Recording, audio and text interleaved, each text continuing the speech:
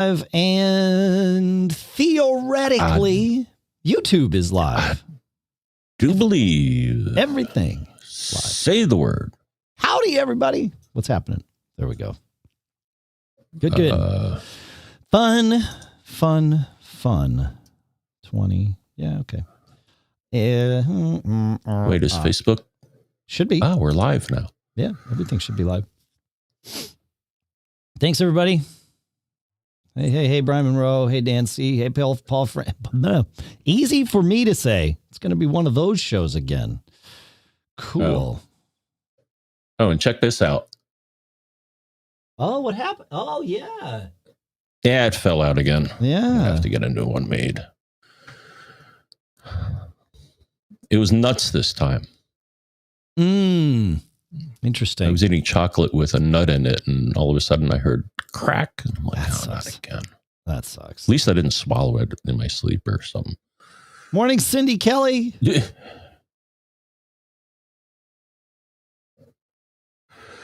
Let's see. Do I get that over here too? Yes, I do. Okay, good. Hello. All right, let's get the Twitters. Oh, yeah. Now I got to send out the notifications.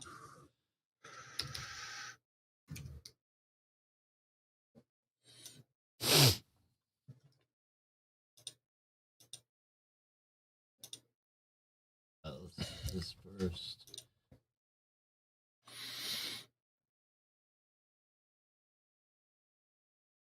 Is that too much? That's too much. Okay, hang on. Still getting I figured out what the problem.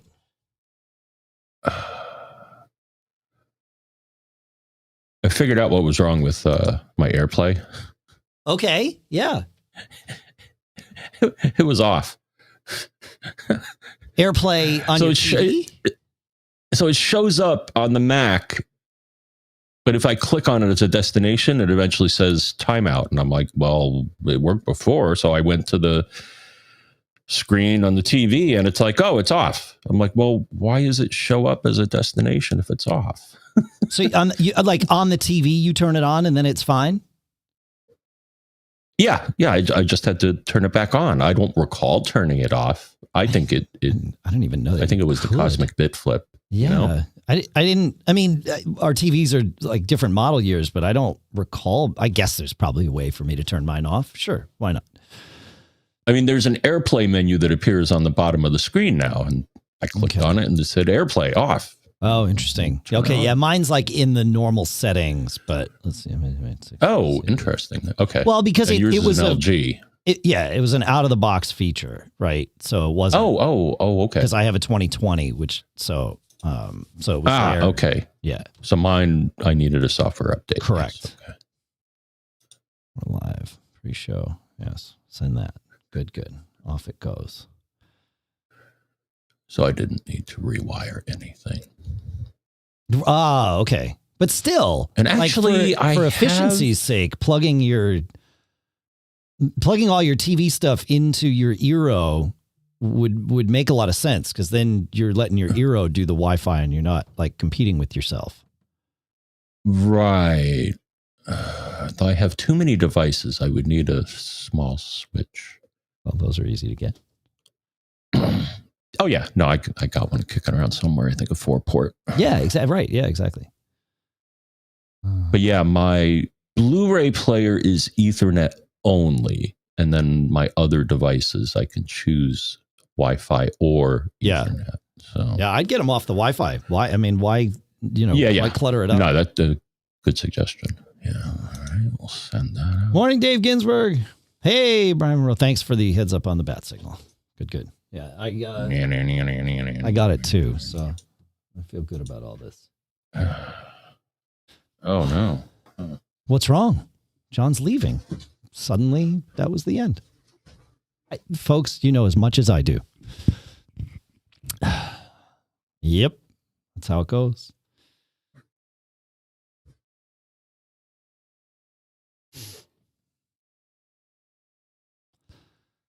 Okay. I don't know. I don't know what happened. Just gone.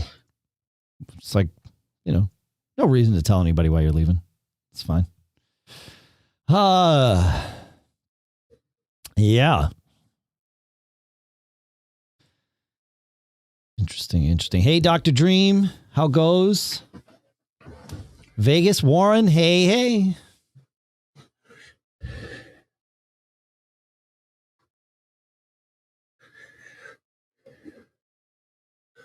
Oh, Facebook's. That was awkward, Joe. I agree with that. Yeah. But that's sort of how it goes, Joe, as you know. What's awkward?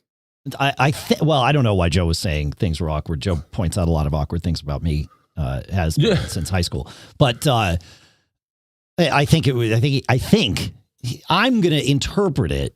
I'm choosing to interpret it that it was awkward that you just left without telling us where you were going and why you had to leave or anything like that. Well, I had to get my phone. Because that's important while we do the show.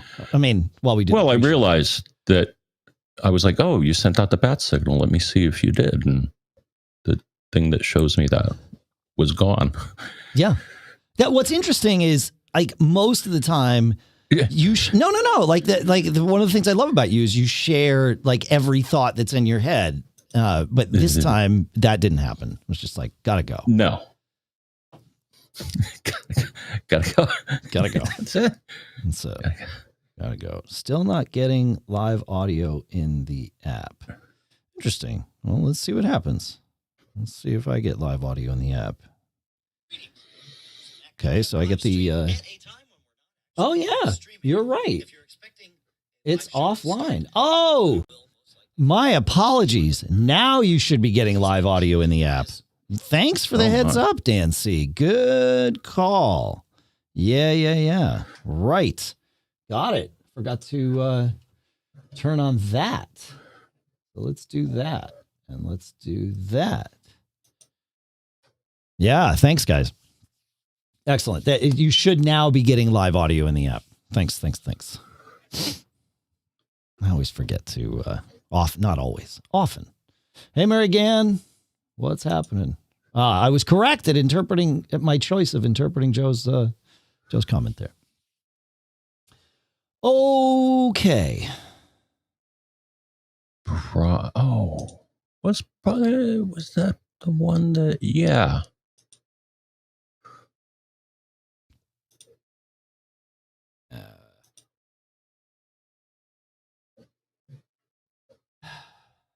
Still getting the adjustments for the new chair, right? But it is way better than the old one, obviously. Nope, it's not going to work.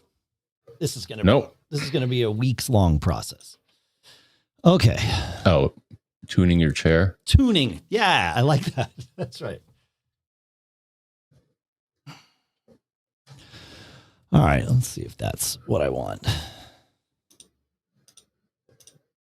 Okay, great. Thanks, Paul Franz.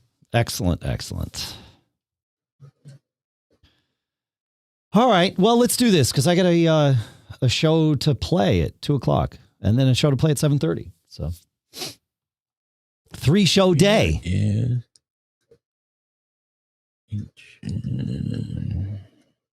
Yeah, all right. I need to add spell check in the app. Oh, that's interesting. Yeah, all right. Brian, okay. Brian's... I actually got an offshoot of that. But great. Yeah, that's good. Yeah, I thought so. There's a better eject, as it turns out. Okay. I'll tell you all about it. Great. Okay, right-click. Yeah, I still got to try that with my parents. All right, Tony. Groovy. Yeah, somebody built that. That's pretty cool. KeySmart. Okay. I think I know what that is. Wait, what? Blinking light. Yeah. So, yeah, it's pretty cool. I mean, it's been around. That particular one, towel at Blinking Lights, has been around for a long time. But I did not realize that the NC command essentially works like Telnet, sort of. Oh, okay. Yep. And then you know about Blinking Lights. Well, I know about Blinking Lights, but that one's very specifically different. But yes. Yeah. No, the whole, your finger poking and. Mm-hmm. I do. Yeah. Yeah, we had that on the computer room wall. Nice. When I was young, because it was funny. All right, Nice. I made OW. All right. Yeah, I got enough docs to fill a house. Well, same, but it's more about making sure the listeners know which ones. Oh, I know. Yeah. Oh, of course.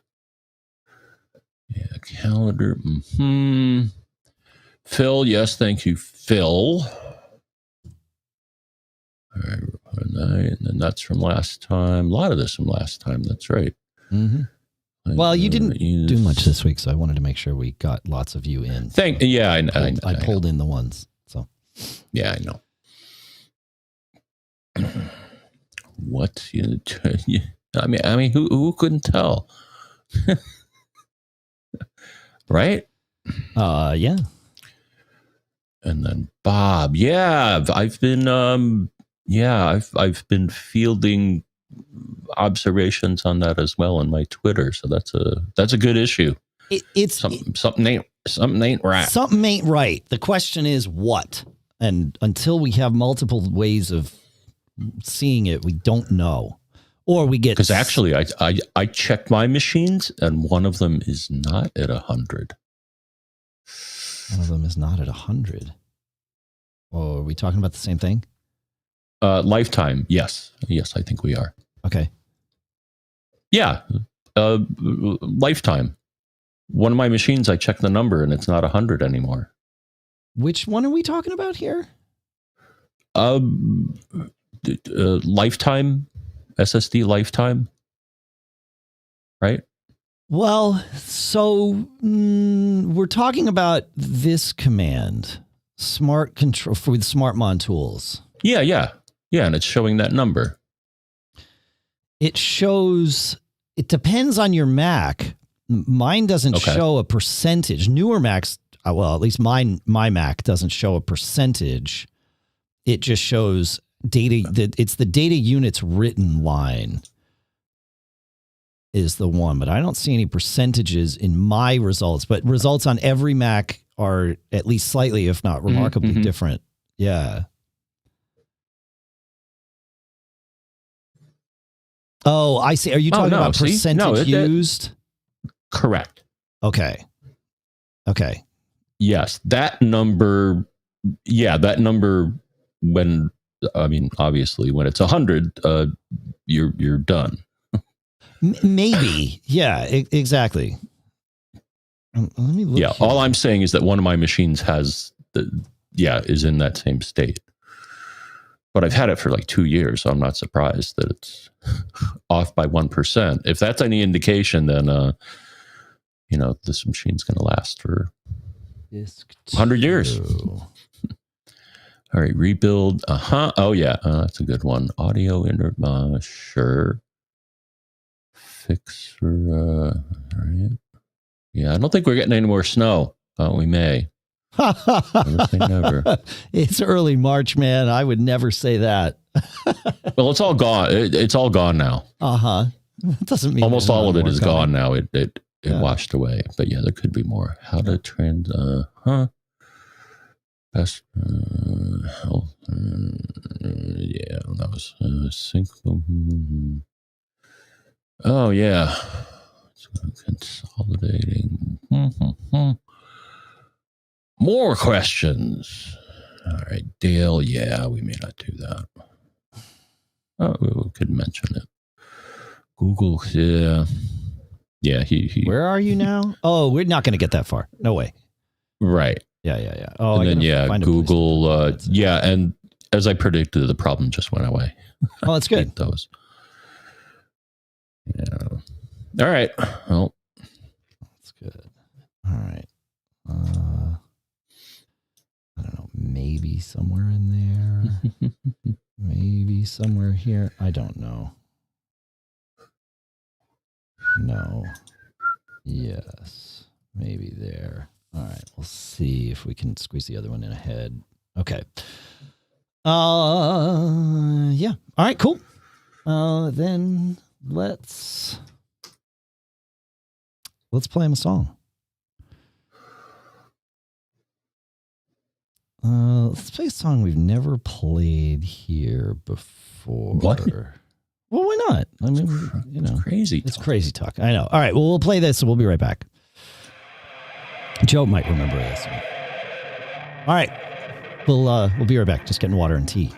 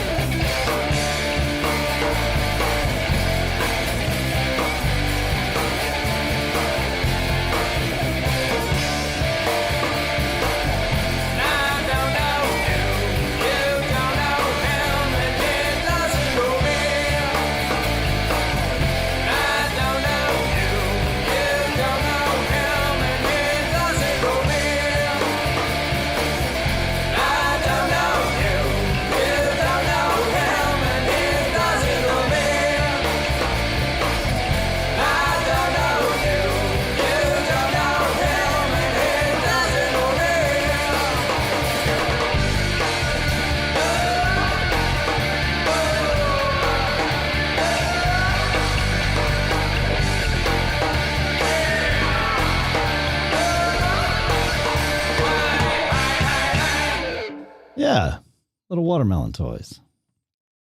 Let's see. Like I was a little bright. So pull that down a little. A hair. All right. Is John back yet? He is not. No great surprise there. Let's unmute him, though. I often forget that, too. Let's see what happened.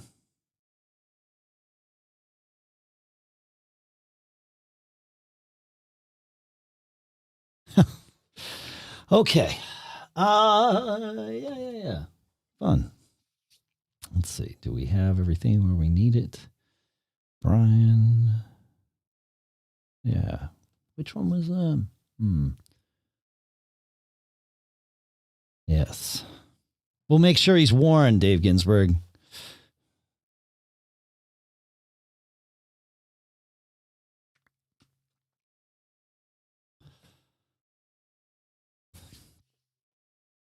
Is he back? Heck did he go? I got a show to do. Well, I have this show to do. I hear him. I hear him. Oh, I thought I heard him.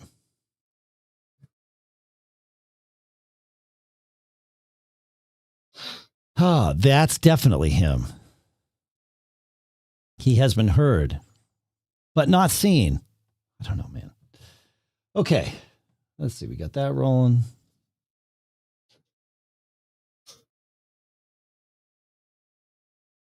All right.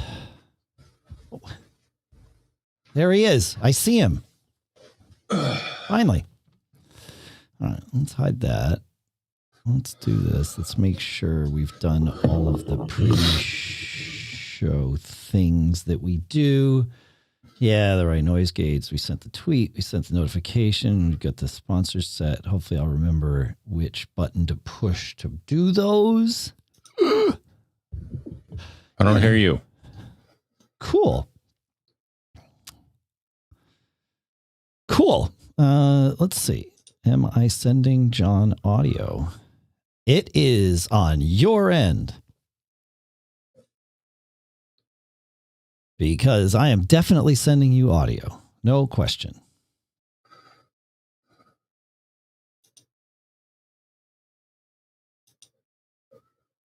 Let's text him. That's on your end. I can see I'm sending audio. How's that? There we go. Okay. I don't know why that stopped. Yeah, I looked at the, I could see in the call that I was sending audio to you. All right. Okay.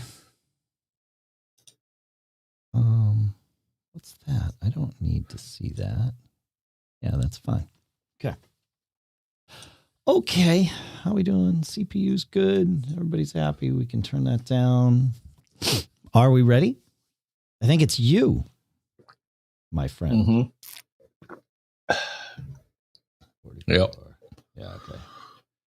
All right. Well, let me mark down 22. Not too bad for the day. Shall we? Hold on. Okay. Got to sign back in. You don't have to be signed in to edit that doc. It is publicly editable.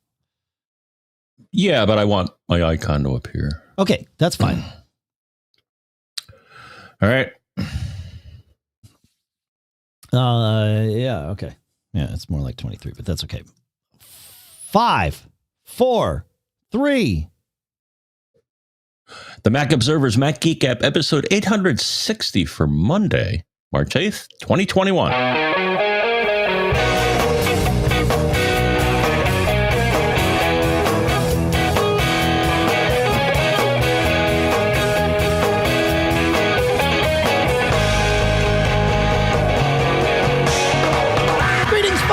Welcome to the Mac Observer's Mac Geek Gab, the show where you send in your tips, your questions, your cool stuff found.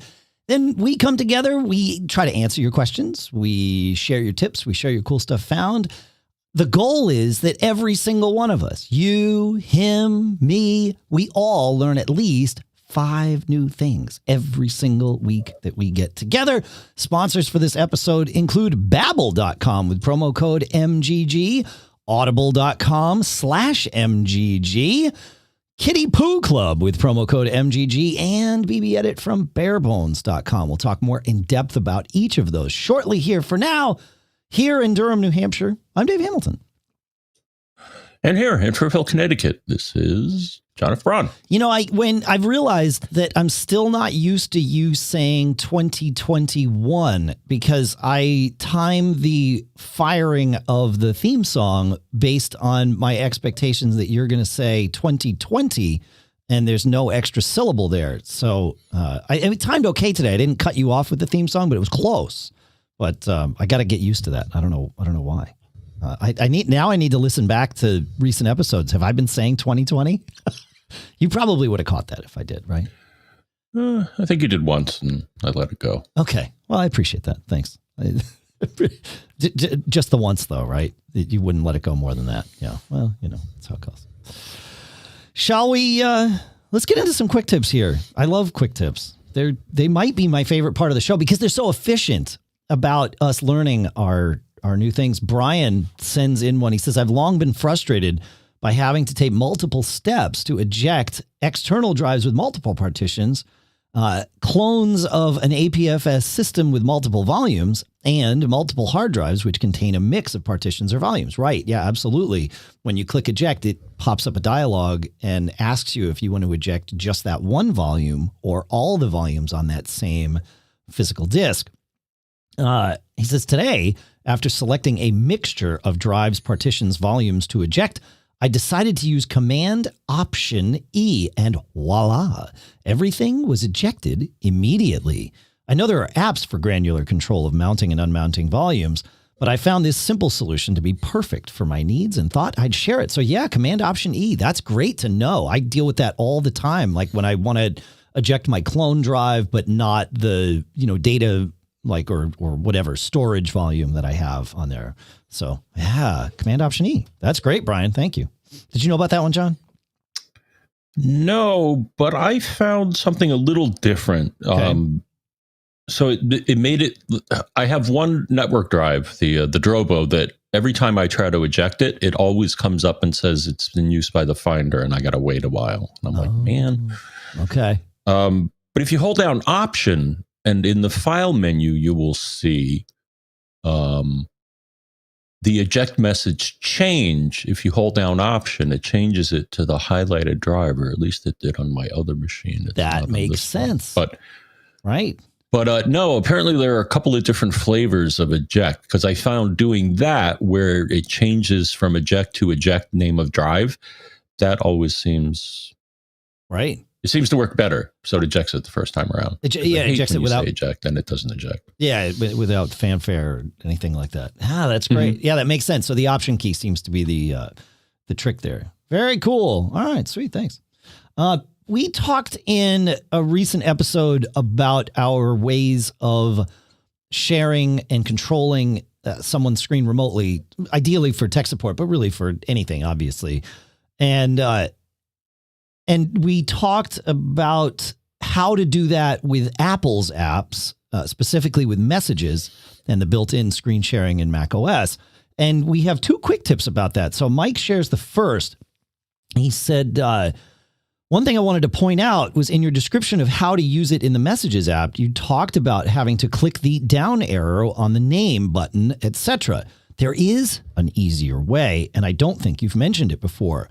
With the conversation highlighted, John's mom's conversation, for example, a simple right-click or control-click on the recipient's name in the conversation list on the left-hand panel will give you the same share screen options for anyone eligible, i.e. iMessage user. Obviously, it won't work for our Green Bubble friends. The second part, okay, then there's other stuff that we'll talk about later. But yeah, that's a great little quick tip, Mike. Thank you. So just clicking right there in the thing, I can choose to share the screen. That must be I'm not seeing that on Catalina, so that must be a Big Sur thing, John. I cannot see it on Catalina here, but soon I think we'll be able to move our podcasting machines to Big Sur, and maybe then we'll see it here. Okay. So are you seeing it on your Catalina machine or no? No. Okay. All right. Do you have a Big Sur machine right there or no? Mm-hmm. Yeah, I can take a peek. Okay, cool. Another way of doing this, courtesy of listener Bruce, is he says, Apple has a built-in solution for Macs, the screen sharing app. If you know the Apple ID of the Mac you want to view, and if they're logged in with that Apple ID, you can request permission to share their screen with the Apple ID. Once the target Mac user has clicked the allow button, you're in. One caveat is that the screen sharing app, and to be fair, the screen sharing app is the one that runs when you do this from Messages, or if you share to one of your own machines locally on the network or whatever. It is an app called screen sharing. But as Bruce points out here, one caveat is that the screen sharing app is not in the applications folder. You can use Spotlight to find it, though, and then add the icon to your dock for ease of use later. So you launch the screen sharing app, and sure enough, when you launch the screen sharing app, it pulls up a little, like the only dialogue you get is a place to enter either the host name or IP address of the Mac or the Apple ID, which is pretty cool. So thanks for that, Bruce. I wonder if I put in my own Apple ID, would it let me screen share back to like my own Mac in the office or something? I'm going to need to mess with this. Right? What happens? Mm-hmm. I mean, if it's my own Apple ID, I don't know, John. We'll have to find out. Maybe somebody out there will know. Feedback@macgeekgab.com.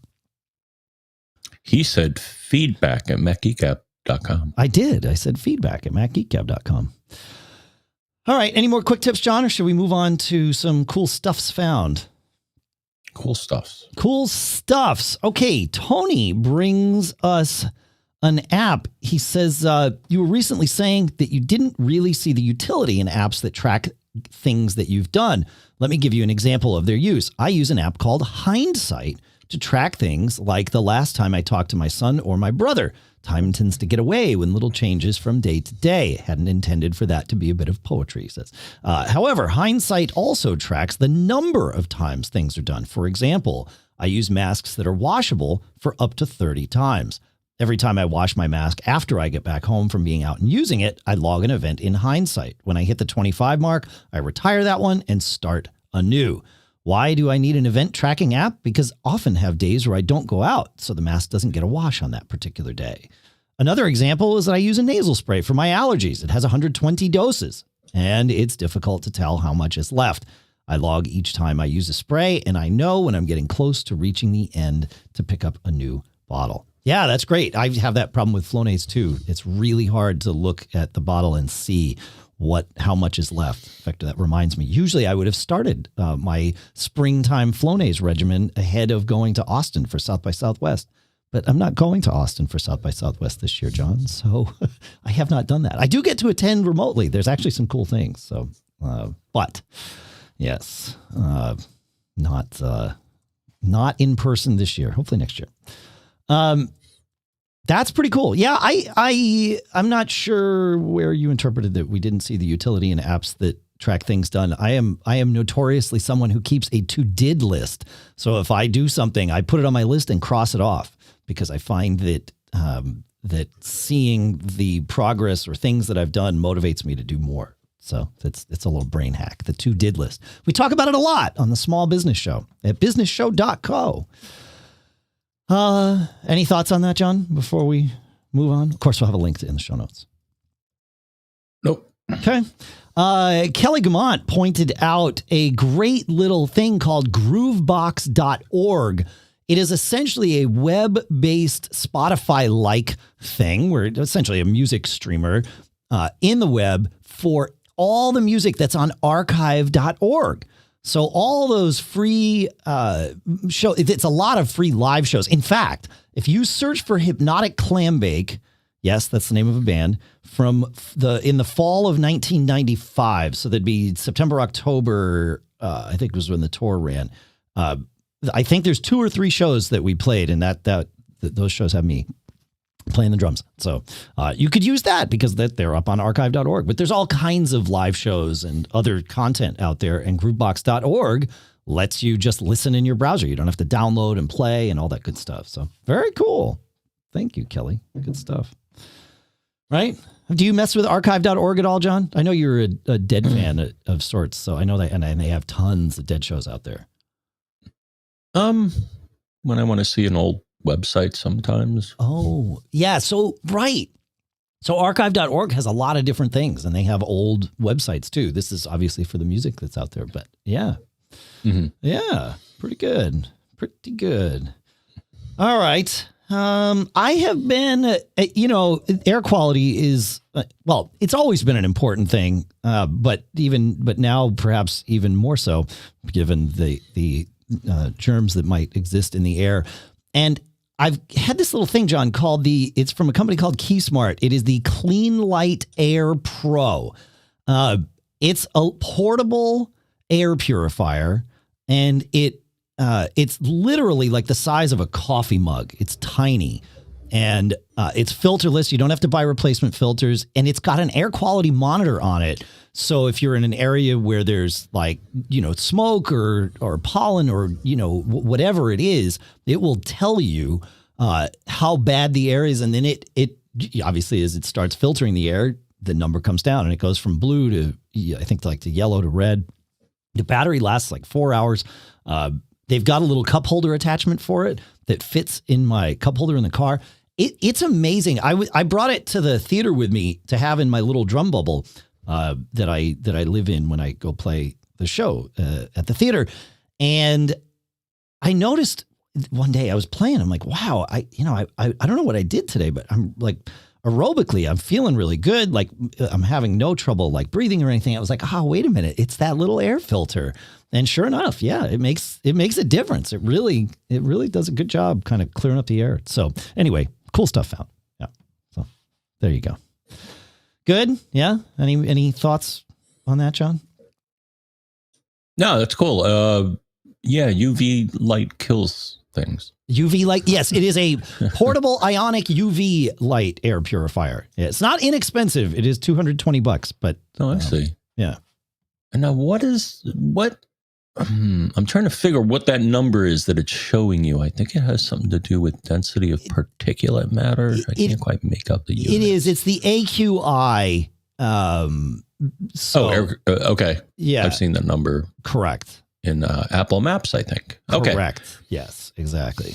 So handy little thing. Not too bad. So I've been kind of keeping it. I just keep it in like one of the pouches for a water bottle in my backpack. I bring it to UNH when I teach there too. I put it on the little lectern next to me. So I'm, clearing the air. Of course, we're all wearing masks and everybody's obsessively tested for COVID and all that stuff. But still, not bad.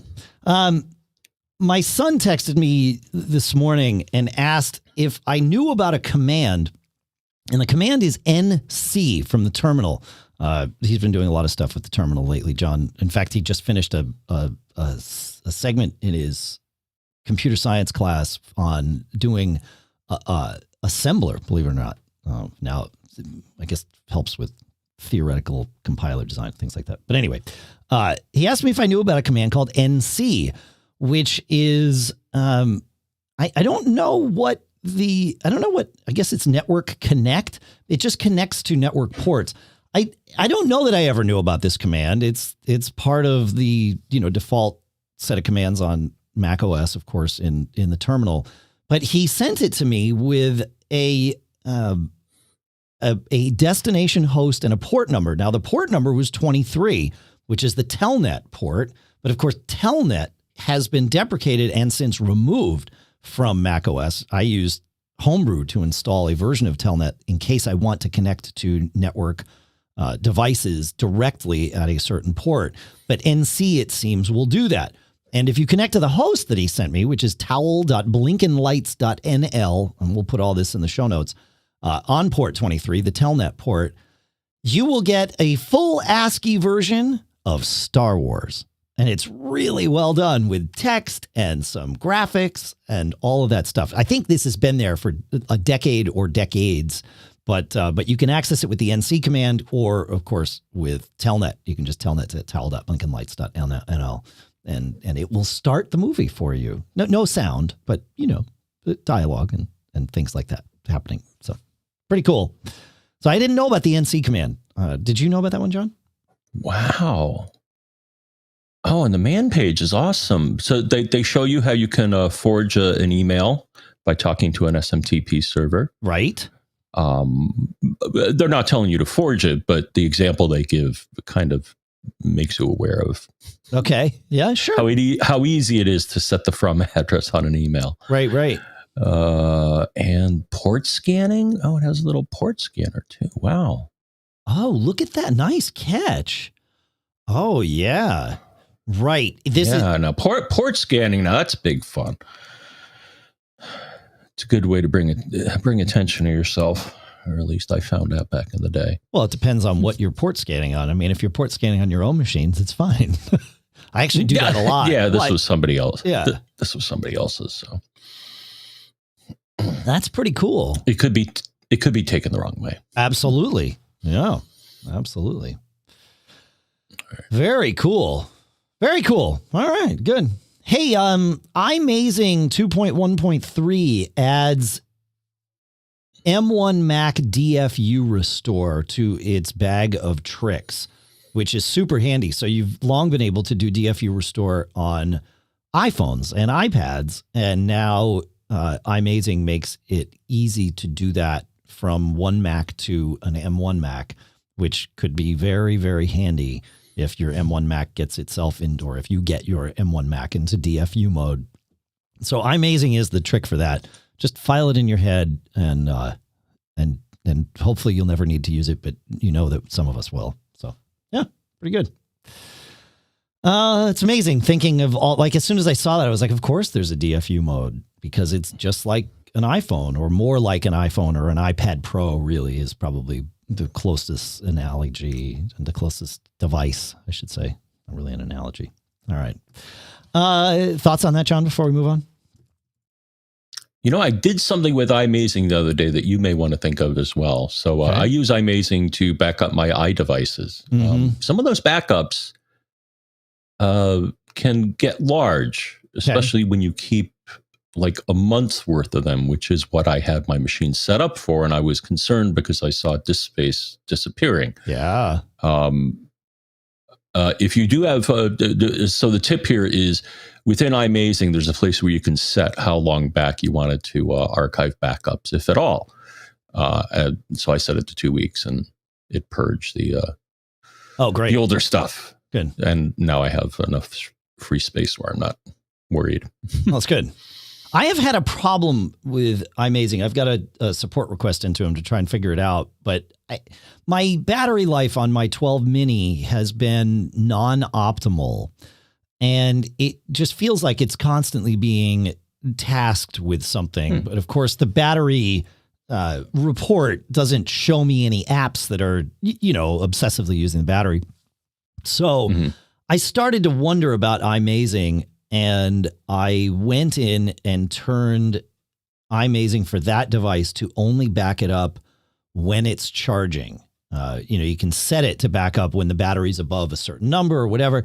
Well, I said, no, only back it up when it's charging. Great. 2 days later, things hadn't gotten better. 2 days later, I'm sitting at my desk and I see it just completed an operation and finished backing up that device. I see an alert. I'm like, well, that device hasn't been on charge for like 6 hours. Why did it do that? And so I launched it, and then it was backing it up again, and I canceled the backup, and it started again. So I quit iMazing, and I sent in a support request. I took some screenshots first. Then I quit iMazing and sent in a support request. So something is funky on my machine. My guess is this is not an issue for everyone. But yeah, anyway. So I'll let you know. Hopefully we resolve that. The OWC USB-C travel dock is my final contribution to cool stuff found this week, John. I mentioned I've been teaching at UNH, and one of the things that I do is I bring my laptop there. I connect it to an HDMI splitter that sends, an HDMI signal from my M1 laptop to actually 3 screens that they have in the classroom all showing the same thing, which is fine. And then also to one of these things called an owl. If you've never seen one of these owls before, it's about the size of a sort of a large water bottle. It's fat and looks like an owl. It has what look to be eyes on the top, but it is a panoramic 360-degree view camera, microphone, and speaker built exactly for what we're using it for in the classroom. And when you link it with something like Zoom, it's great because it shows you 2 views. You get the panoramic view sort of across the top of the screen, so you can see the entire room. And then it focuses a zoomed-in camera on the voice or where sound is coming from. So you get this constantly panning thing. It's great. That connects via USB. I have found that not all USB ports on USB travel docks are created equal. On my Anchor little dock that I've had for years, it has 3 USB-A ports on it, and 2 of them will work with the Owl and 1 will not. The Owl is self-powered, so I don't think it's a power thing.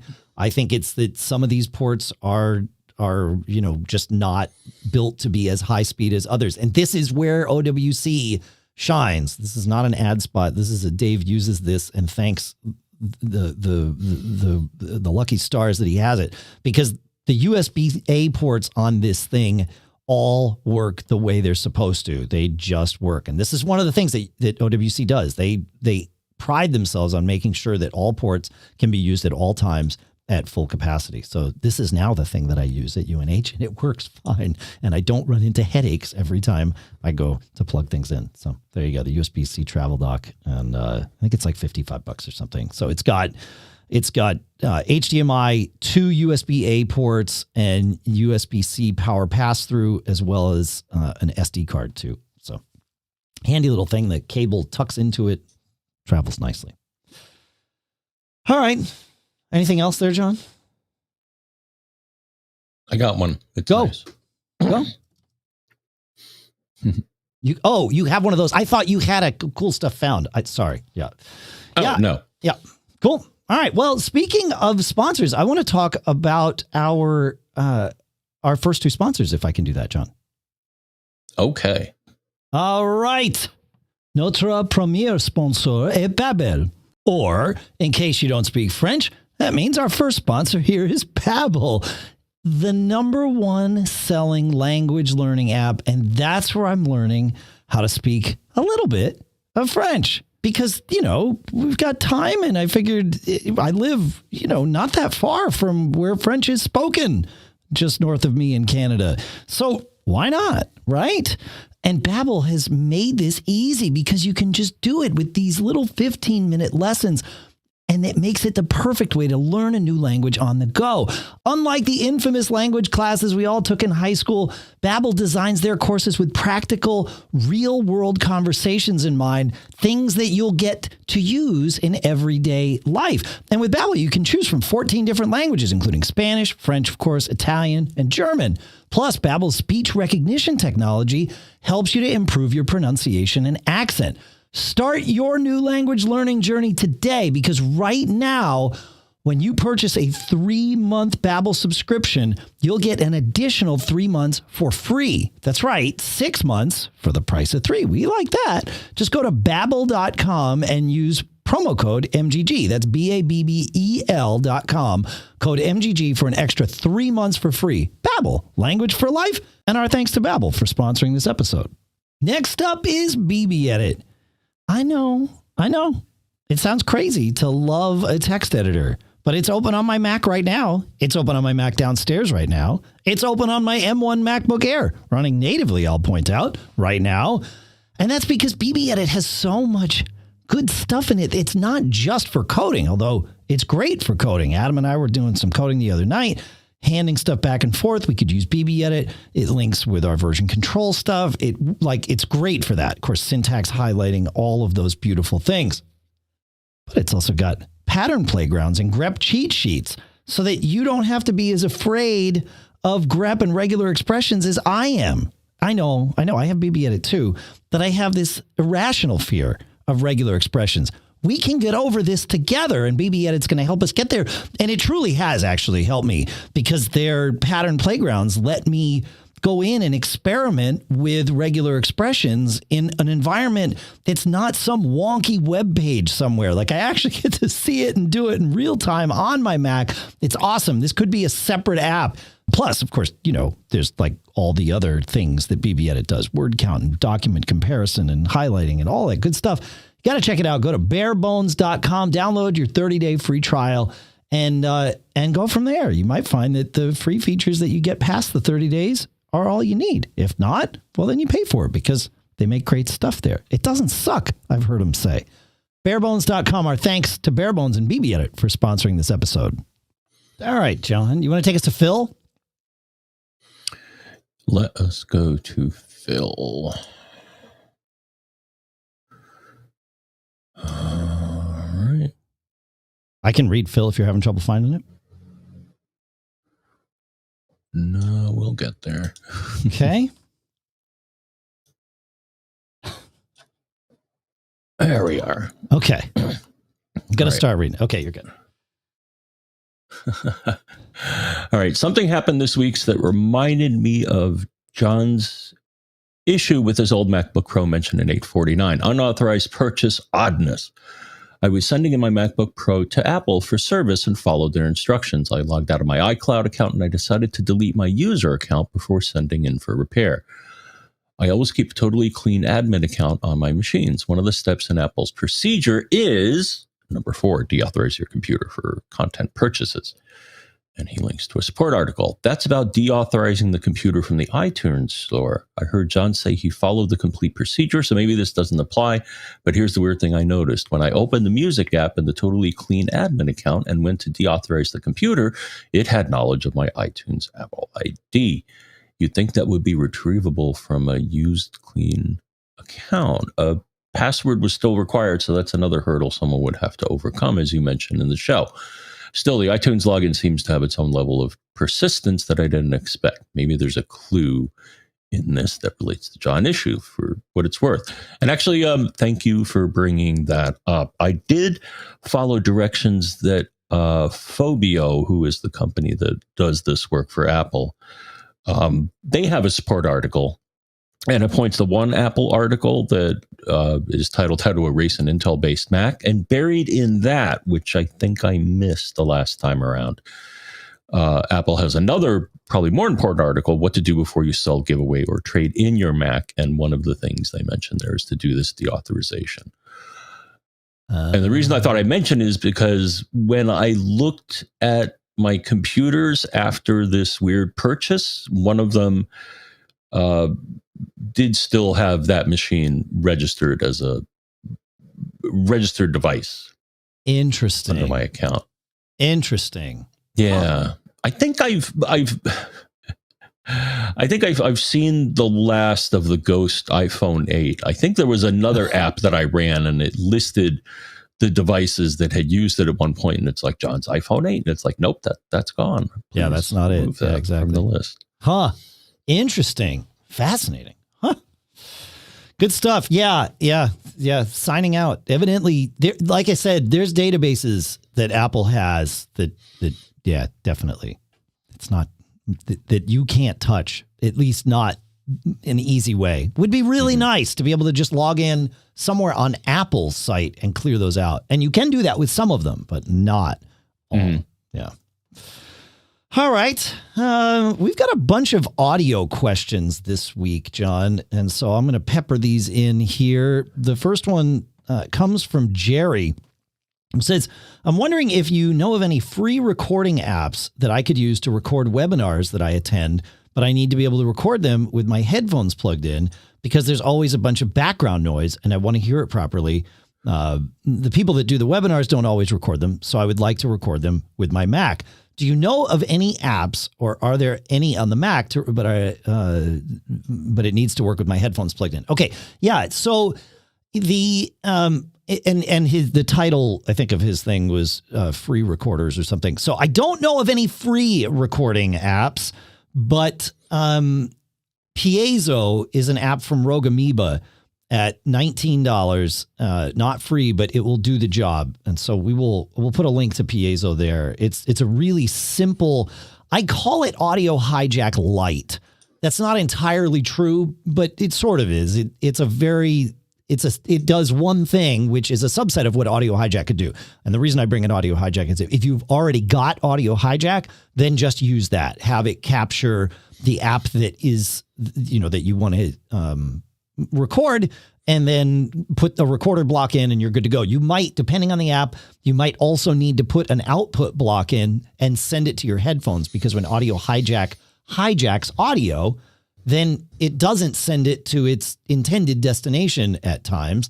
And that's part of the way it works. So you need to then say, but also send it to my headphones, and then it will send it to your headphones. So you can do both at the same time. But yeah, Audio Hijack, that's actually what it was originally built to do. It wasn't built for podcasters. It was built for people using things like Real Player that wanted to record shows and time shift them. That was its first use. So Audio Hijack and now Piezo would be the way to go. QuickTime Player is free and it's on your Mac, and it will record audio, but without something to grab the system audio like a loopback or something like that, you You could do this. So if you wanted to do, if I were tasked with doing it, I would do the solution that I've already mentioned, $19 and you're done. If free was the most important thing, I would do, you could do this. There's an app called Black Hole, and I'm trying to think if you could do this for free. So bear with me on this. There's an app called Black Hole, or a utility driver called Black Hole is maybe a better way to think of it. And what that does is it creates a virtual audio cable inside your Mac where you can sort of plug things into each other. What you would do is you would send the audio output from, say, Zoom to Black Hole. And now, because that's inside your Mac, you could record that with QuickTime Player, because QuickTime Player would see the other side of Black Hole as a microphone. So you've created, like I said, a virtual audio cable. The only trick would be still hearing it in real time. And I'm not sure how that's going to go. So yeah. Okay. So that, and I realize now you may also want to record the video of this. And if you want to do that, screen recording will do it for you.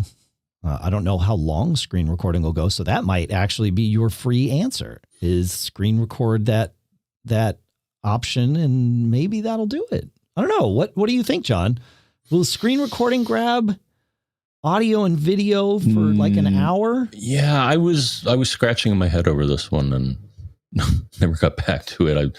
I was starting to look at things, but no, you're right. The screen recording, the only source is your microphone, so that's probably not what you want. Right. And then yeah, I was thinking,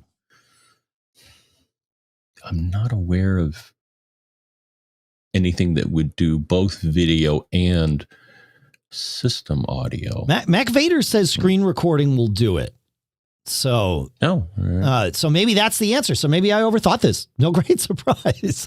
But yeah, there you go. So screen recording or something like, ScreenFlow would definitely do this. But I think the built-in screen recording, according to Mac Vader at live.macgeekgab.com, that will do it. Although he says he had to use... Yeah, go ahead. Yeah. Well, yeah, so he said he had to use a plugin to do something with sound. Now, I was going to ask, I don't think I use this anymore, but at one point, would Loopback help reroute audio? It would. So Loopback, so Mac Vader mentioned the plugin was called Soundflower. Soundflower doesn't really exist anymore. Black Hole is sort of the free replacement for Soundflower. Loopback is the commercial replacement for Soundflower.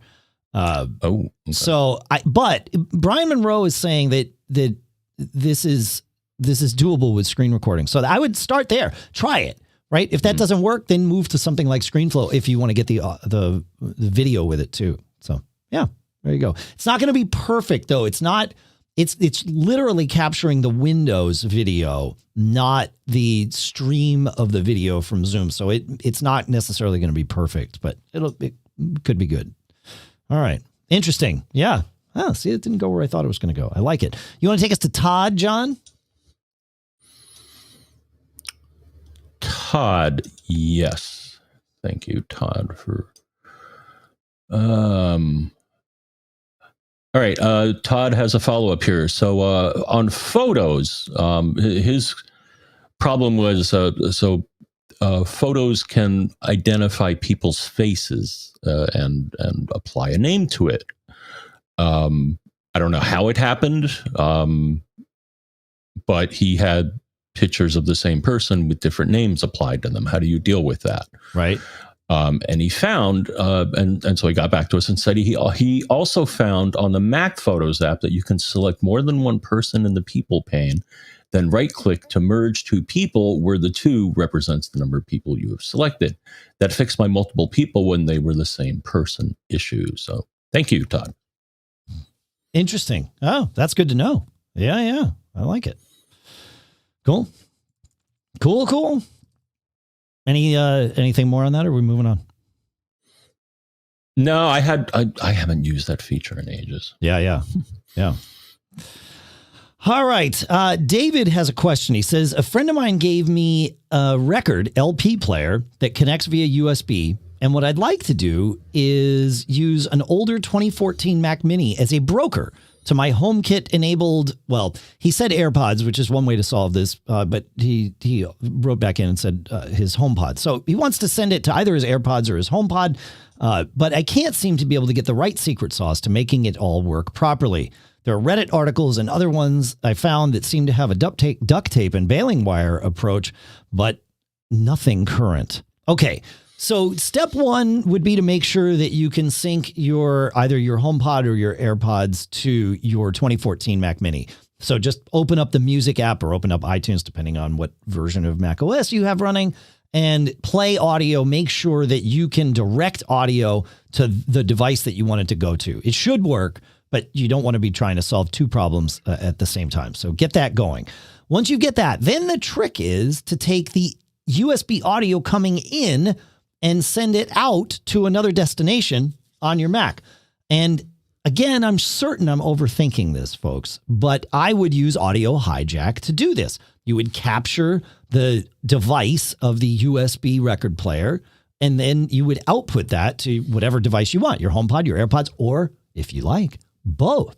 But that's how I would do that. I looked around. I don't know of any apps. Now, there might be some that are purpose-built to come with USB record players or whatever to do this for you, but I don't know of any that are just built for exactly that. So Audio Hijack to the rescue. But again, I'm probably overthinking it. But as you might start to figure out here, Audio Hijack is a very powerful little app to have around if you have to do any sort of audio stuff on your Mac. So that and Loopback together pretty much, do what you need. So anyway, that's my thought on it. I don't know if you have any thoughts, John. No. Okay. You want to take us to Ian, John? Yes. Thank you, sir. And here is Ian. And I'm prepared this time. Okay. Hi, guys. I was just listening to episode 858 and the problem that Wolfgang had with the hard drive being too full to delete files. I had a similar experience recently. A work colleague was unable to boot up his MacBook Pro. It just hung after loading screens. I booted in recovery, mounted the boot drive, and found it had 26K of free space. I tried to delete some items in the trash using terminal and RM, but it showed the error, no free space left on device. SIP was disabled, so I was very confused as to the message. I tried single user mode and booting from a USB drive, but these resulted in the same error. Then from this utility, while in recovery mode again, I deleted the 2 gigabyte VM volume from the APFS container. Wow. That's smart. That. Okay. This seemed to free up enough space to allow use of terminal and RM to remove some large files from a user's trash folder. After rebooting, the VM volume was recreated and everything seemed to work fine. I'm not sure how the system was able to get into a state with such little disk space available, but the user was running both iCloud Drive and Google Drive when the problem occurred. Interesting. All right. Wow. That's really smart. I'm glad that macOS is robust enough to recreate the VM partition, or VM volume, I should say. I got to get partition. I got to make sure I use those terms correctly. To remove the VM volume or to recreate the VM volume. But the idea of removing it, really smart, because that's essentially temp storage, right? You definitely don't want to try and remove that while the system is booted from that drive. But doing it when it's not booted from it seems to be fine. Smart. I like it. Right. But also VM gets recreated when you reboot the machine, right? Or deleted, I believe. Well, yes, but with Big Sur, prior to Big Sur, VM was just a file in your, in like private var VM, it would create these swap files, right? And in Big Sur, VM is on a separate volume, like Ian points out. So the question was, what would Mac OS do when it booted and didn't see this VM file? It wasn't like he just cleared something out from inside the volume. He just removed the VM volume. So Right. my concern would have been it just wouldn't boot. And then you're in some weird funk of having to deal with it. Because it's like, where's that memory that was just here? Where's disk memory that was just here? Yeah, I know I made this. Why did you remove it? I would just crash or recreate it, I guess. Yeah. It's not critical. I'm glad that it's robust enough to just recreate the volume. So that's good. Yeah. Fascinating. All right, good. Thanks, Ian. Excellent stuff. Cliff has a topically related question. He says, my current desktop setup is a 2015 iMac with an external drive for photos and movies and a network WD book for time machine backups, as well as Backblaze for offsite. Great. My issue is that my external drive spends what seems to be a huge amount of time being so busy, it is very noisy. I know there are various system cataloging processes like Photos and Siri, but in spite of my amateur attempts to find out what process is making my drive so busy using Activity Monitor, I cannot seem to find the culprit. Can you help me with a tool or a method to find out what app or process is making my external drive so busy? Yeah, so I would do this with the terminal's LSOF command, which is list open files, and then search. So you could just go to the terminal and type LSOF, boom, and it takes a minute to sort of go through everything. And then it will list every process and what file it's touching. So you could then use the terminal's search command, Command F in the terminal, to search the backlog buffer for the name of your external drive. And that's probably the easiest way to do it. However, if you want to be a little more elegant about it, you can use grep, which I mentioned during the BBEdit spot, but grep has a very simple thing here. You could do LSOF and then pipe the output to grep and use the pipe key, which is usually shift and then the thing above the return key on the right side of your Apple keyboard. So LSOF space pipe space grep space, and then within quotes, the name or some fragment of the name of your external drive. That will process the LSOF command, so it will take just as long. And then it will pipe the output into grep, which will filter it out and only show you the lines that match whatever you told it.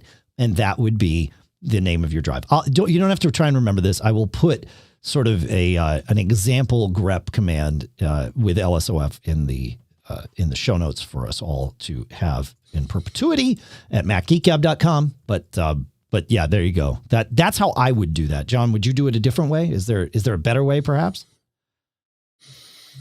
I don't think so. Okay. Yeah. I mean, LSOF works. I like it. Yeah, it's good. Okay. While we're on the subject of using our external drives and full drives, Bob asks a question about something that's sort of been spinning around. Bob asks, have you seen the issues with M1 Macs and their SSDs being used at an alarming rate? So the issue came up when someone ran Smart Control, which is part of SmartMon Tools, which is something that you would install with Homebrew or some package manager at your terminal.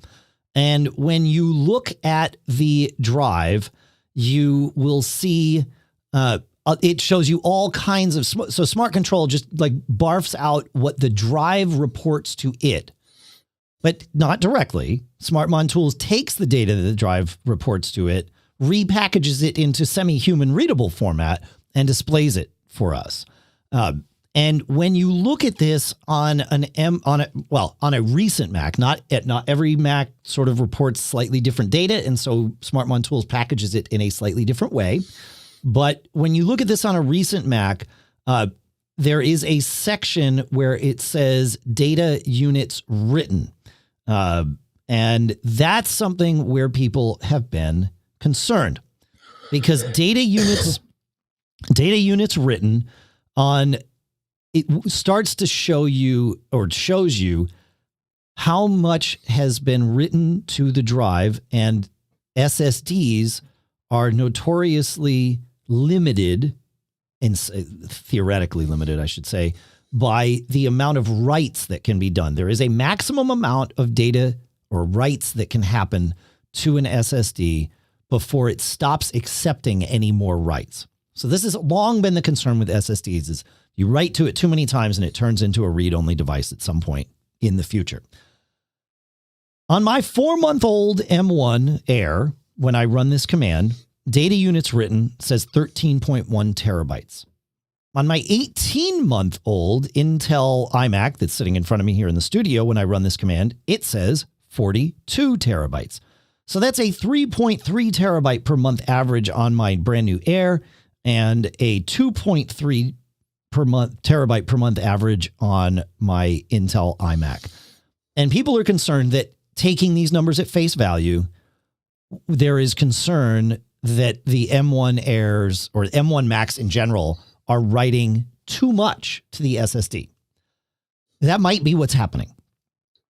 It also might be that their smart data is either being reported or interpreted incorrectly. We are going by one set of data interpreted by one tool. And because we don't have other tools and we don't have another set of data. So it's hard to say whether this is an actual problem or just a reporting problem. And until we hear from Apple or until we get data from other tools, it's really hard to say what's going on. But that's how I'm interpreting this. I don't have any other answers. What do you think, John? I think I do have an answer. Okay. So there's one number here, and I believe what it's saying indicates that there's no problem. So you see that in the reports that we have, there's a percentage used figure. Yes. From what I understand, so SSDs report a lifetime, and I believe that's what that number is. Okay. Now, it's interesting because when somebody brought up this issue, because of the way I interpreted it, I actually checked both of my Macs, both of which have SSDs, Dave, and my MacBook Pro, which is newer, reports 100%, but check this out. I hadn't looked at the number lately. On my Mac Mini, it now shows 99%. I've lost 1% in like 3 years of having this machine, so... Wait, but percent used should be like 100 means it's done. If you're, I think what iStat menus is listing is the opposite of that number. If you see what I'm saying. Oh, you're seeing it in iStat menus, not in SmartMon tools. Well, I see it in both. Okay, but I think the number is being reported differently. I understand what you're saying. Yeah, got it. Okay, yeah. Okay. Yeah. So the one that says percentage used 1% means that 99% of its life is still left. Yeah. And looking at those, comparing on my 18-month-old iMac and my 4-month-old Air, my 4-month-old Air shows 0% percentage used, and my 18-month-old iMac shows 1% percentage used. So, but again, we're trusting the smart data coming from the drive, which is something that should be taken with a healthy number of grains of salt. All these things aren't necessarily gospel. So, yeah, my guess is we're going to find out. This is much ado about nothing, but we should find out. And we're waiting to find out. We're waiting to hear from Apple is really what it comes down to. So, right. I mean, we can sit here and guess all day long, but it's truly all we're doing. Because we're trusting smart data or the way smart data is interpreted, and we shouldn't be, because we've seen sensors, like we've seen third-party apps misinterpret sensors from the Macs all the time. Like iStat menus, I've seen this on my M1 Air, but it's been reported by people on Intel Macs that Wi-Fi bandwidth reports often, for some of us, often reports as double what's actually happening. Right. And it's just getting this from the network device. Like it's just saying that. What does it say? I'm going to put it up there in the menu. So this is one of those things where it's like, let's not trust the smart data too much. I mean, we've been saying that on this show for a decade and a half, that smart data is suspect at best. It's non-optimal. You know, if it says your drive is fine, but you have other reasons to suspect it's not fine, do not trust that the smart data says it's fine. Like, yeah. So that's what I got. But yeah, hopefully we get an answer from Apple at some point and really are able to, get to the bottom of this. So, all right, we got more. Go ahead, John. Yeah. Well, also, if you have Drive DX is one of those programs that can actually look at multiple touch points and tell you if a problem is there. So maybe give that a whirl. I like it. Like with my mom's machine, Smart said, "Yep, drive's fine." Right. Yeah. And as soon as I plugged it in, Drive DX was like, "No, it's almost dead." Yeah, that's true. I should reach out to the Binary Fruit guys and see what they say about this. I hadn't thought to reach out to them. They may be saying something about it. They may. Yeah. It seems to be all anybody's talking about these days. Well, it's one of the things. Yeah. Well, I mean, if it's an issue, it's an issue. But that's the question. The first question is it an issue? So, all right. Well, we got more questions to go through is the question. I also have 2 more sponsors that I'd like to tell everybody about, if that's okay with you, Mr. Braun. Please do. All right. Next up is Audible at audible.com/MGG, or you could text MGG to 500500. That's where you're going to go to sign up for Audible Plus, which gives you full access to Audible's huge Plus catalog. So now you can listen all you want to thousands and thousands of popular audiobooks, original entertainment, and podcasts, and even Audible exclusive series. You'll also find guided fitness, meditation, sleep tracks for better rest. All of these are available to download and stream so you can listen anywhere on any device. I had been reading a book called The Broker by John Grisham. I fancy myself a hack lawyer. That's proven to be true, in fact, many times. Sometimes with better results than others. But I figured, well, when I'm out driving in my car, which actually I've been doing a little bit more of lately, why not listen to this book that I've been reading in the car? So sure enough, I looked and there it was, The Broker in Audible Plus. Fantastic. It's just great to be able to interact this way. You know this. You're listening to a podcast. You understand the value of listening to spoken word content, and this is someone reading these books to you in a great way. So again, go check it out. Visit audible.com/MGG or text MGG to 500500 and start digging in. Thousands of titles, really great stuff. Our thanks to Audible for sponsoring this episode. Next up, Kitty Poo Club. I know, funny name, great products and great service. It's this very cool thing. So you got to be a cat person, obviously. I'm a cat person. In fact, you know about our cats. Puck turned off the Wi-Fi a few episodes ago, and we had to fix that, right? So, cats mean a lot to us here, and Puck apologizes for what he did. But Puck loves Kitty Poo Club. Seriously. Like, when the box arrived, he couldn't wait to get inside it. Because it's a cardboard box. Cats love cardboard boxes, but these are fantastic boxes. They're leak-proof, eco-friendly, and they have a fun design for every season. And then inside the box came the litter that we chose to get with it. And we chose the organic soy litter. This is the best litter that we've ever used. It works so well. Our cats love it. We love it.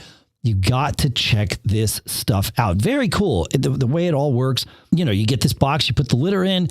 When the month is up, you just recycle the box and Kitty Poo Club will automatically deliver a new one to you. So you don't have to change used litter. You don't have to clean the box. You just throw it away and new one, good to go. So give yourself the gift that keeps on giving all year long, a Kitty Poo Club subscription. Right now, Kitty Poo Club is offering you 20% off your first order when you set up auto ship by going to kittypooclub.com and using our promo code MGG. So again, kittypooclub.com, enter promo code MGG. That gets you 20% off when you set up auto ship. One more time, kittypooclub.com. And don't forget promo code MGG at checkout. Our thanks to Kitty Poo Club for sponsoring this episode. All right, John, you want to take us to VaShaun? Is it VaShaun or maybe VaShaun? I don't know. I think it's VaShaun. VaShaun. Okay. Question. I believe you solved my issue with what I now know as a potential LSD database corruption based on your last podcast episode on the subject. It makes sense that I'm experiencing all the symptoms that were discussed. My issue is that using Onyx or Cocktail doesn't work for me because I'm blind and those apps are not accessible in the least. So shame on them. Everything should be accessible. I tried, it's good for business. I tried running a command line snippet that I got from the web, and Terminal said it isn't a good command. That's because you didn't come to us for the command. What can I try or type in to fix my LSD database on my 2017 Mac? All right, and then I don't know if we'll do the Euro question. Right? Okay. Yeah. Well, we'll do the first one here. All right, Dave. Well, I did some poking around and I found it. Let me read it to you. System library. No, I'm not going to read the whole thing. But I did find an article from our pals at Mac Sales that gives you the two things you need to type into the terminal. So he got it from a less than reliable source because I tried this and it works great. Okay, great. Great. Yeah. So we'll link to both the Mac Sales article, and we'll also put the commands in the show notes too, and you know, as code like we do sometimes there for us. So yeah, good. So I figured that somebody. I mean, it's a really bizarre. I mean, you would never come up with this yourself. I mean, it's actually buried in it's buried deep within the OS. You would never find it. It's buried deep, and even when you get to the command you're running is ls register, but there's so many switches. There's 1, 2, 3, 4, 5 switches and 3 parameters. So yeah, you want to copy paste this thing. You don't want to have to come up with it from whole cloth. No. Cool. Nice find, man. That's excellent. Great. Yeah, we should have included something like that in the last show. And I'm shocked, in fact, that Onyx and Cocktail are, at least one of them is not accessible, especially Cocktail, because I think that's a for pay app. Like Onyx is free, so I get it. But yeah, all right.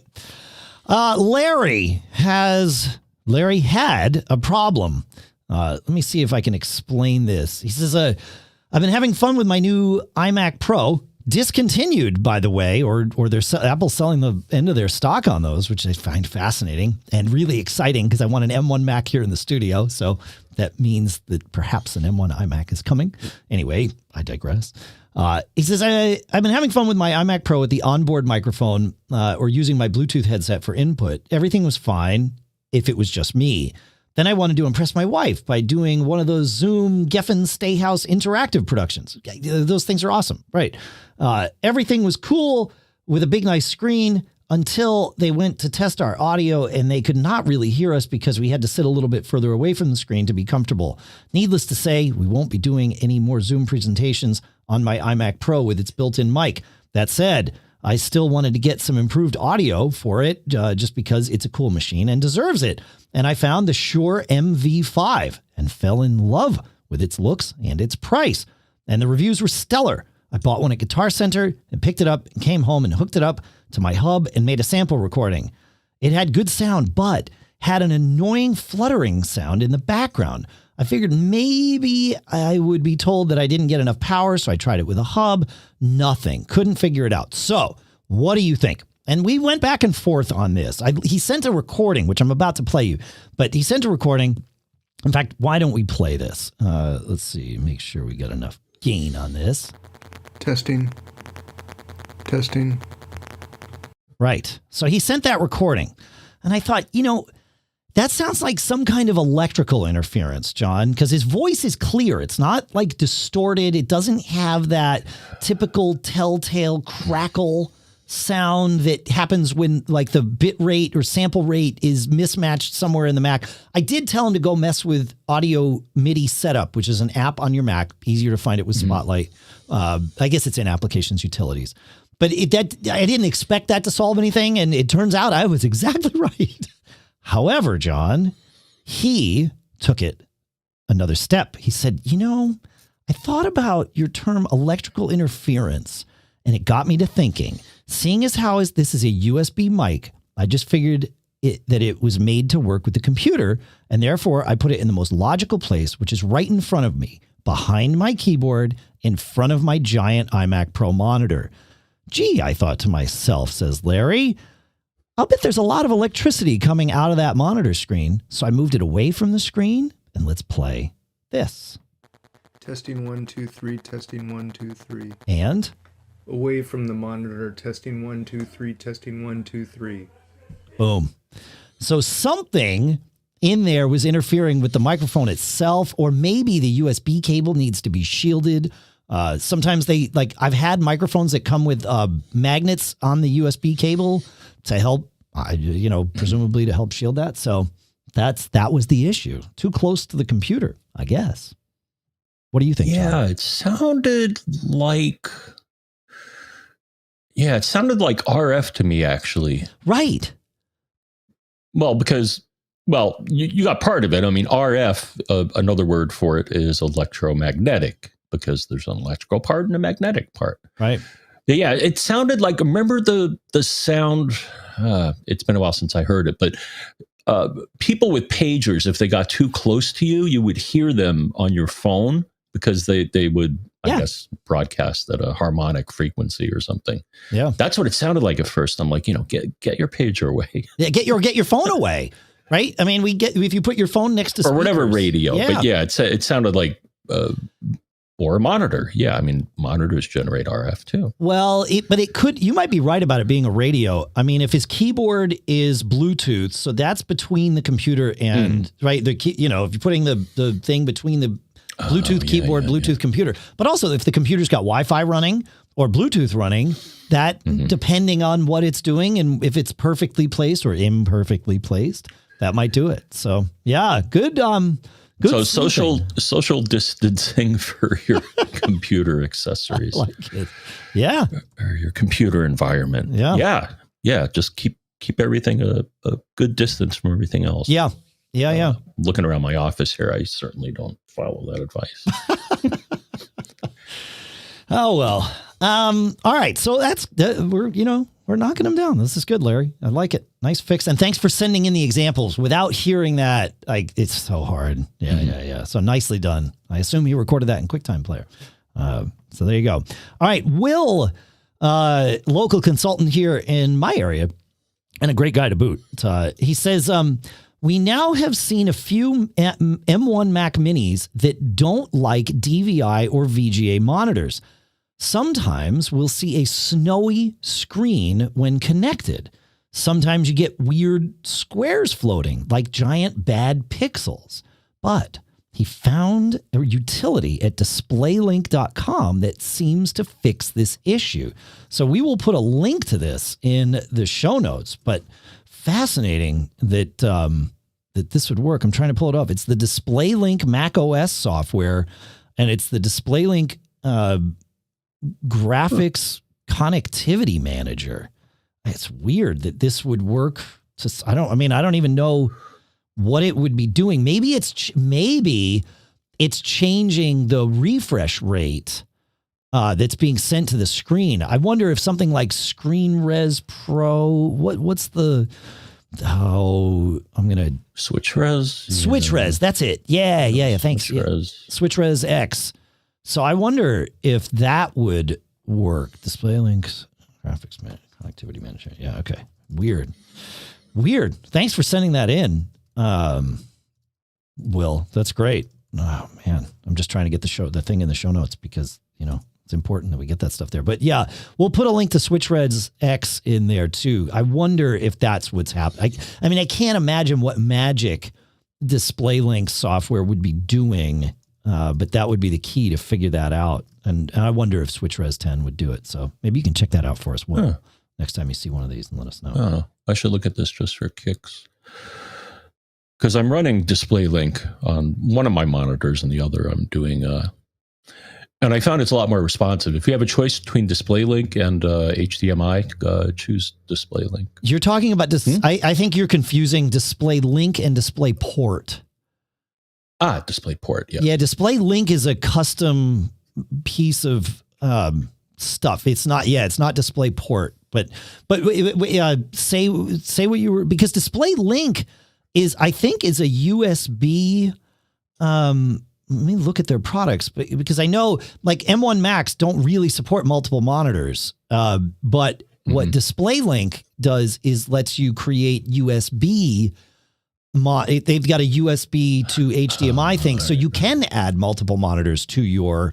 I see. To your Mac, yeah. So it goes beyond the hardware limitations of your Mac, is what Display Link does. But you're right, Display Port tends to be a little more full featured, I would say, on many Macs, not all, but many Macs. Yeah, I just found the monitor like comes on almost instantly, whereas HDMI, they're doing some sort of security dance every time they have to talk to the monitor, right? That's true. HDCP. Yeah, that's right. Yeah, that can cause some trouble. Yep, for sure. All right. So yeah, cool. All right. But that is the solution there. So, because like Kelly Gumont wanted to have 2 external monitors on her M1 MacBook Pro, and she's like, it won't work. It's not happening. I'm like, right. Yeah. Because according to Apple's tech specs, your MacBook Pro supports 2 monitors total, 1 internal and then 1 external. The same is true for the Air, and then the Mini is, it supports 2 monitors, 1 on the HDMI port and 1 via DisplayPort over one of the Thunderbolt/USB-C connections. So these are iPad Pros, right? As we were saying before, that's the closest thing to them, and they don't have the display hardware to support multiple monitors like, say, an older MacBook Pro would have. So, but Display Link will solve that problem for you. So, yeah, great. Good stuff. Anything more on that before we move on here? I think we got time for one more. Okay, great. Lynn asks, I know I had it up. No, I didn't have it up. Lynn asks, how to, do you know if it's possible to get a recorder that I could record audio from my computer and then somehow convert it to text to save on the computer? So she wants to transcribe audio. I would do it with a tool called Otter.ai. That's one of the ones that we've used for different shows. We haven't done transcriptions of Mac Geek Gab, though maybe we should. But Otter.ai is great for transcribe. You just feed it an audio file. So if you go back in the episode, record the audio.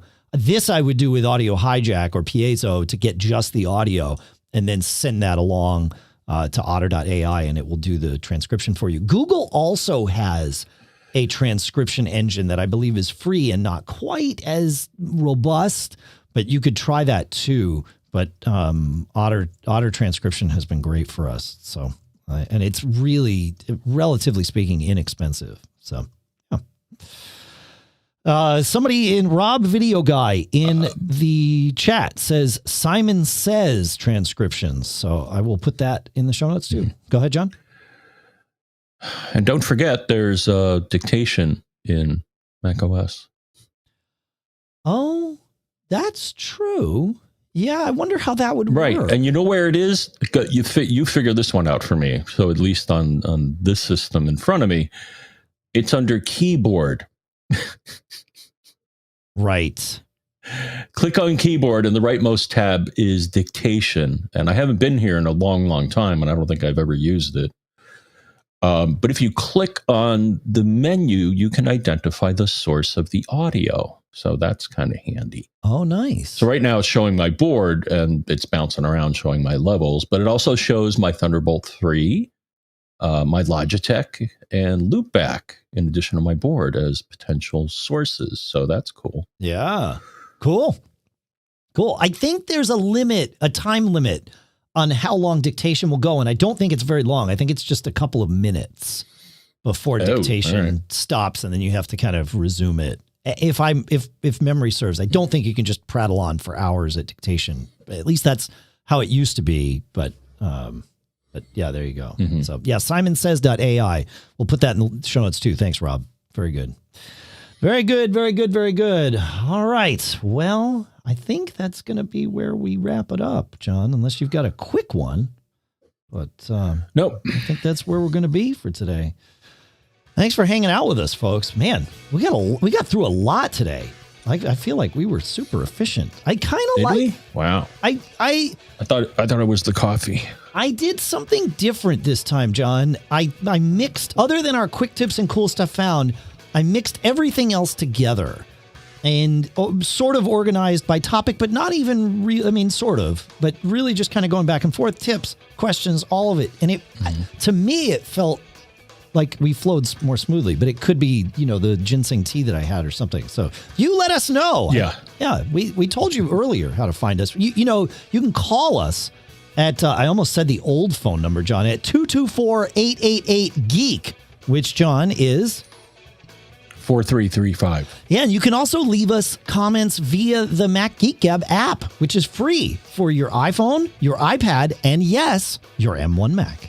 So you can find that in the App Store too. Or you can find us, tell them about Twitter, John.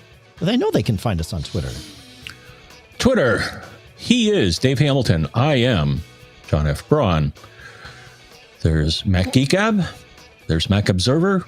And there's Pilot Pete. That's all on Twitter. Sweet.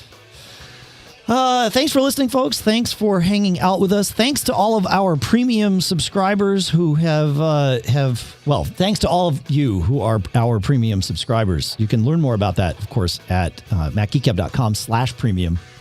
But it really is just a way for those of you who can and wish to support us directly to do that. And it really does make a difference here. I want to thank those of you whose premium subscriptions have renewed or who you've made them in the last week here. So thanks to Stephen from Costa Mesa, Everett from, well, it says Marina, but I think you're in Colorado now. Patrick from Shreveport, Olga from Bellevue, Clifton from Newhall, Jason from Charlestown, Matt from Midlothian. I love saying that. Bruce from somewhere. Eric from Trondheim, Jonathan from Tempe, Robert from Oro Valley, Arjon from Houston, Daniel from London, Jeff from Parts Unknown, Douglas from, well, it's classified, Larry from Alpharetta, Paul from Fishers, Mark from Milford, Anthony from Ride, Eric from Albuquerque, Drake from Honolulu, Joe from, well, it's a secret, Neil from West Hartford, and Lou from Albuquerque. Thanks so much to all of you. You rock. And we'll see you next week. Make sure to check out our sponsors for sure. You can see them at macgeekgab.com/sponsors. But also, as we mentioned in the show, Babbel.com with promo code MGG, barebones.com, audible.com/MGG, or text MGG to 500-500. You can also text us at that 224-888-GEEK number. Try that if you like. And of course, Kitty Poo Club with promo code MGG. Puck gives it his paw of approval. Oh, I really don't think he said sorry. I don't really think he apologized, though. Oh, he felt terrible. He felt so bad. Yeah. How do you know? He likes to be a good boy. He doesn't, he doesn't like it when he does something wrong. He was just curious. He's Puck. What do we say to Puck for the next time, John? What is that thing that we say? I don't know if this will work for Puck, but Puck, don't get caught. Made on back.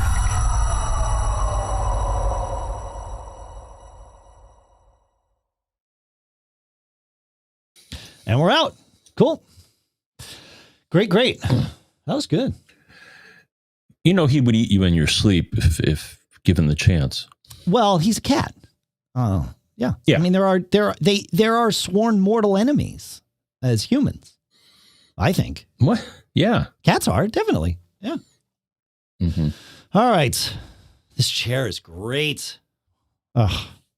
Nice. Yeah, no, it's good. It's good. Okay. I am and no squeaks, which is good. That's the key. Yeah. They'll come. I don't think so. I've had one of these downstairs in the office for 20 years and it has yet to squeak. Oh, nice. All right. Yeah, these Aeron chairs do not squeak. Office Max special. Yeah. Yeah, this isn't an Aeron. I went through. It's like a I went through Office Max specials for a while, and then whatever it wasn't quite 20 years ago, but I would think it was 16 years ago.